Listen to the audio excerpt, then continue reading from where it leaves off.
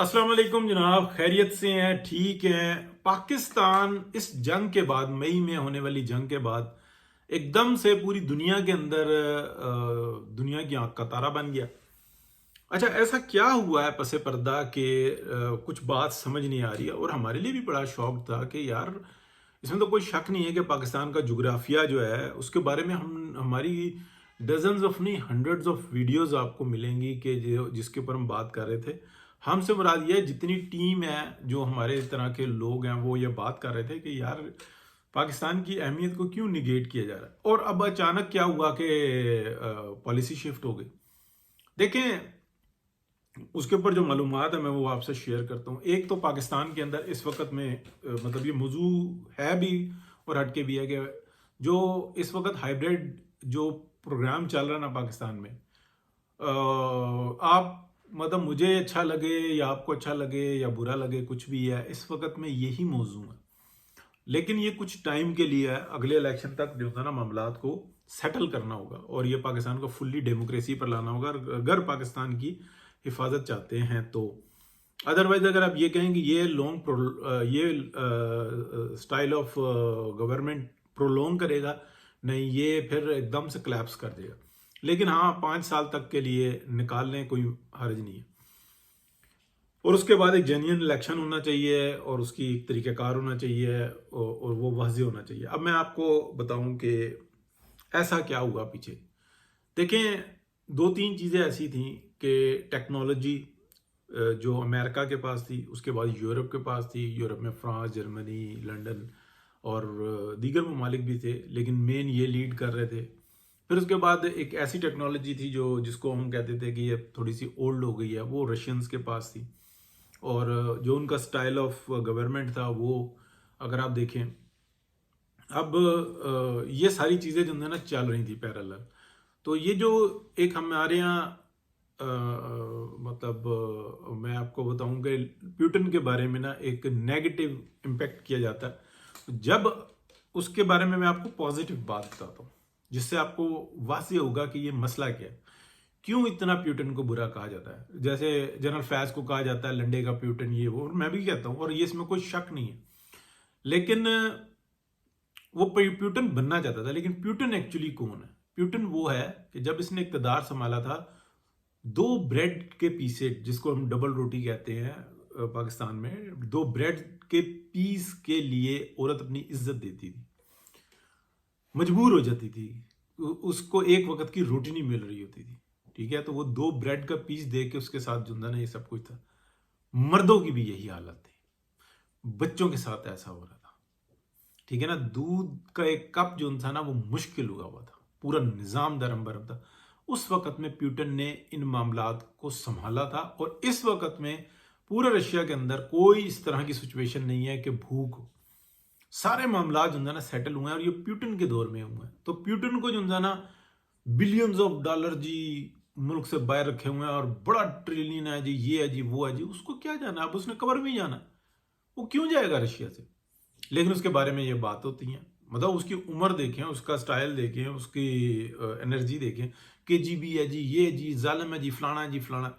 اس کا رشیا کا جو سسٹم ہے، اس کے مطابق اس نے بہترین کام کیا، ٹھیک ہے۔ اب لیکن کیونکہ امریکنز کو اور یورپینز کو یہ بات نہیں پسند، تو رشین نظام زندگی نہیں پسند، یا رشین جو گورنمنٹ کا ہے، وہ کہتے ہیں کہ ان کے جو ایسٹز ہیں، نیچرل ایسٹز ہیں، وہ ان کے اوپر ہمارا حق ہے، وہ دیتے نہیں، ٹھیک ہے نا۔ یہ جھگڑا ہے، اور کیا، یوکرائن میں بھی یہی مسئلہ ہے۔ اب میں آپ کو بتاتا ہوں کہ ہوا کیا پاکستان میں ایسا ہوا کہ پاکستان کو چاہ رہے تھے کہ اس کو افغانستان ٹائپ کا سا بنا کے، اور یہاں سے جو ہم معاملات ہیں نا اس کو سیٹل کر پائیں۔ یہ ایک خاص ٹائم ہو گیا، تقریباً آپ کہہ لیں کہ 20-25-30 سال ہو گئے کہ اس کے اوپر کام جاری تھا، لیکن کوئی فائدہ نہیں ہوا۔ افغانستان میں پاکستان جو نا انگیج رکھنے میں امریکہ کو، یورپ کو کامیاب رہا۔ پاکستان میں گورنمنٹ جو مرضی تھی، لیکن اس اسٹریٹجی کے لیے کہ برداشت کرو اور ٹائم پاس کرو، یہ سب کچھ کرتے رہے۔ اس کے بعد کیا ہوا کہ پاکستان اپنا انفراسٹرکچر بنا رہا تھا، میاں نواز شریف کے دور میں بنا۔ پاکستان کے اندر تعلیم بھی کسی حد تک جاری تھی۔ پاکستان کے اندر جو انسٹیٹیوشنز تھے یا ڈپارٹمنٹس تھے، وہ انٹرنلی اپنی ریسرچ کر رہے تھے اور بہتر ہو رہے تھے۔ اچھا، جو ڈپارٹمنٹس جو سیاست میں مداخلت کرتے ہیں، ان کے اسٹیبلشمنٹ یا فوج کہہ لیں یا جوڈیشری کہہ لیں، تو وہ زیادتی کرتے ہیں اور ان کو سزا ملنی چاہیے. لیکن جو باقی کا سسٹم تھا نیچے کا، وہ بڑا پیور چل رہا تھا. یہ بچت رہی پاکستان کی کہ نیچے سے جو اوپر جا رہے تھے نا، اس کے اندر فیملیز تھیں، لیکن جو ہول سسٹم تھا نا نیچے، اگر آپ کہہ لیں بریگیڈیئر سے نیچے تک کا، وہ بہت زبردست قسم کا چل رہا تھا. تو اس میں کامیابی رہی. اب ہوا کیا کہ جیسے ہی مئی میں انڈیا پاکستان کے اوپر اٹیک کرتا ہے نا، تو وہ مت ہوتی ہے کہ اتنی بڑی اکانومی، اتنی بڑی فوج، یہ وہ اتنا لٹرم پٹرم. اچھا، وہ جو نا چیز استعمال ہوئی. اب پاکستان میں بھی وہی سبق پڑھایا جاتا ہے، جی ہمارے پاس جی چین کا وہ سسٹم آ رہا ہے، جی رشیا سے وہ آ رہا ہے، جی امریکن ہمیں وہ دے رہے ہیں جی. حالانکہ مین بیہائنڈ دی گن، جو اس کو ٹیکنالوجی کو استعمال کرنے والا وہ کون سا ہے؟ کیا وہ اپنی ایڈیشنز کرتا ہے؟ کیا وہ اس چیز کو اس طریقے سے استعمال کرتا ہے جیسے کہ اس کو استعمال کرنے کا حق بنتا ہے؟ کیا وہ اپنی انویشنز کرتا ہے؟ وہ چیز اپنی جگہ پہ رہی. اب اس سے ایک دم سے پاکستان کی عزت بنی. لیکن ہوا کیا، اس خطے کے اندر ریسرچ چل رہی تھی ریئر ارتھ منرلز اور میٹلز کے اوپر. منرلز کے تو سورسز کافی سارے ہیں، لیکن جو میٹل، جو خاص قسم کا میٹل ہے نا، اس کے اوپر جو معاملات تھے، جو بات تھی، وہ آپ کہہ لیں کہ چل رہی تھی، ریسرچ آ رہی تھی. لیکن اچانک سے جب ٹرمپ صاحب آئے اور انہوں نے ٹیرفز کا کام کیا، تو اس میں ڈیلز ہوئی. لیکن ان ڈیلز کے اندر جب وہ ڈیلز ہوئی نا، تو چائنا نے ایک پابندی اپنے کنٹری کے اندر لگا دی کہ rare earth, some of the rare earth metals کی بہت بڑی تعداد ہے ریئر ارتھ میٹلز کی. اس میں کچھ جو ہے نا، اس کے اوپر بالکل پابندی لگا دی کہ جب تک ہمارے سے بالکل اپروول نہیں لوگے، اس کو آپ ایکسپورٹ نہیں کرو گے کمپنیز کو. اور ان کی اپنے پاس اتنی کھپت ہے کہ وہ ان کمپنیوں کو کوئی ڈسٹربنس بھی نہیں ہے. اچھا، اس کا کوئی سورس جو ہے نا، جو ہے وہ گرین لینڈ میں ہے، آسٹریلیا میں بھی کسی حد تک ہے. تو $8 بلین کا کہہ رہے ہیں کہ جناب سالانہ نکل سکتا ہے. جبکہ پاکستان کے اندر وہی تعداد جو سامنے ہے، وہ تقریباً ایوری ایئر جو ہے نا، وہ $10 بلین سے زیادہ کی نکل سکتی ہے. اور یہ جو ہے نا ٹیکنالوجی ہے، یہ وہ نہیں ہے کہ پہاڑ کھودا، کھڈے میں اندر گئے، کول نکالا، وہاں سے نکلا. نہیں، یہ اوپر ہی ہوتا ہے، یہ مٹی میں سے بھی نکل آتا ہے. ٹھیک ہے، یہ ایک میٹل ہے. جیسے کہ آپ ٹریکٹر کے پیچھے جیسے میگنیٹ باندھتے ہیں تاکہ کوئی کیل یا کوئی سریا یا کوئی ایسی چیز ہو تو وہ اس سے چپک جائے، اور پھر اس کے بعد اس کو پھینک دیتے ہیں. تو یہ تو میگنیٹ نکالتے ہیں، لیکن اس کے ساتھ آپ بے شمار ذرات جو ہے نا وہ ہوتے ہیں لوہے کی. تو وہ کہاں سے آتا ہے لوہا؟ وہ اس مٹی میں موجود ہوتا ہے. بات آئی سمجھ میں؟ اسی طریقے سے یہ ریئر ارتھ میٹلز، منرلز، یہ مٹی کے اندر بھی ہوتے ہیں. اب میں آپ کو بتاتا ہوں کہ چکر کیا ہوا. دنیا نے جو سارا لگایا نا حساب کتاب، اس میں یہ سمجھ میں آیا کہ پاکستان کے ساتھ بنا لو. پاکستان اگر چائنا کے ساتھ، آج چائنا پاکستان کو کہہ رہا ہے کہ یہاں سے آپ بنا لو، سی پیک کو تھرو کرو اور یہ سارے کر لو معاملات، باقی چیزیں جو ہیں نا ٹھیک ہیں، اور یہیں پہ ریفائننگ ہوگی، یہیں پہ اس کی مارکیٹنگ ہوگی، یہیں پہ اس کا ہر چیز ہوگی. جو ہائیسٹ بڈ دے گا وہ لے جائے گا. ٹھیک ہے، یعنی کہ بلیک میلنگ بھی نہیں ہوگی. طریقہ کار بھی بتا دیا، اجازت بھی دے دی، کیونکہ چائنا جو ہے نا اس علاقے کا بڑا ہے اور وہ اس کا اپنا انٹرسٹ بہت بڑا ہے. تو جو ادر سائڈ آف چائنا ہے نا، جو 60% ایریا ہے چائنا کا، اس کا جو واحد راستہ ہے وہ پاکستان سے ہے، بہترین راستہ. یعنی کہ پاکستان سے نکل کے پھر آپ آ جاتے ہیں گراؤنڈ کے اندر، اور پھر آپ بے شک ایران کے تھرو کریں، افغانستان سے ایران کے تھرو کریں، لیکن پہلے پاکستان. اور یہ سب سے سیدھا اور آسان ترین راستہ ہے کہ سیدھے اس کو بلوچستان میں لا کے گوادر میں، اور پھر اس کو آپ سپریٹ کر دیں. ٹھیک ہے، اور بلوچستان سے پھر ایران کی طرف آپ ٹرین کے تھرو بھی ایران، ترکی اور سیرا یورپ میں لے جائیں. دونوں راستے بہترین ہیں. ٹھیک ہے، لیکن اس کا جو سینٹر بنتا ہے نا، وہ پاکستان کا علاقہ بلوچستان بنتا ہے. اور اس کی جو سیٹنگ آتی ہے وہ آتی ہے پنجاب، اور ادھر سے یہ سب کچھ آ جاتا ہے. اب دیکھیں مین پاور وغیرہ، یعنی کہ ایک بہت زبردست قسم کی دنیا کو اس سارے پروجیکٹ کی نا ضرورت بن گئی ہے. اب وہ یہ کہتے ہیں کہ جو چائنا جس مقام پہ چلا گیا نا، ہمیں وہ تباہ کر کے رکھ دے گا اگر اب ہم نے اس کی بات نہ مانی. یعنی کہ جہاں ہم چیز 500 کی دے رہے ہوں گے نا، اس نے 50 میں دے دینی ہے. اور جب ہم نے 500 والی انڈسٹری بند کر دینی ہے تو اس نے 50 والی چیز 500 میں دے دینی ہے. کیونکہ اس کی کاسٹ جو ہے نا 30-40 روپے ہے. ٹھیک ہے، بات کو سمجھانے کے لیے میں کر رہا ہوں.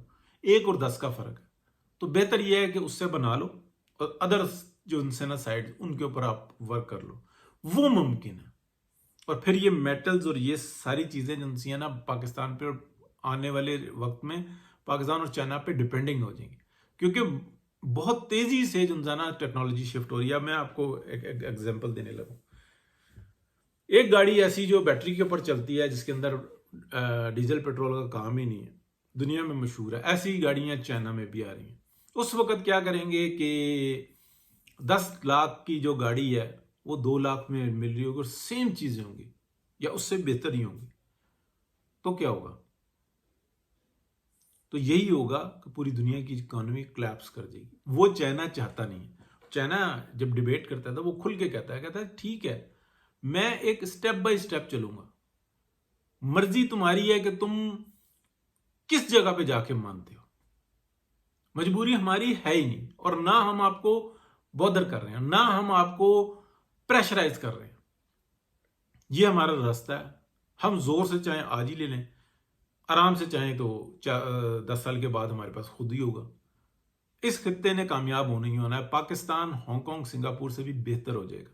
تو اس لیے اب امریکنز کو بھی یہ سمجھ میں آ رہا ہے. ٹرمپ جو ہے نا مین بار بار شرمندہ اس لیے کر رہا ہے، وہ شرمندہ نہیں کر رہا، وہ پاکستان کا سیٹ کر رہا ہے کہ کوئی ایک بڑی ٹریڈ ڈیل کرے پاکستان میں. اور یہ میں بالکل باعتماد طریقے سے بتا رہا ہوں کہ اس ٹریڈ ڈیل کے اندر پورا یورپ بھی ساتھ ہوگا، کیونکہ اب کوئی وے رہا نہیں ہے.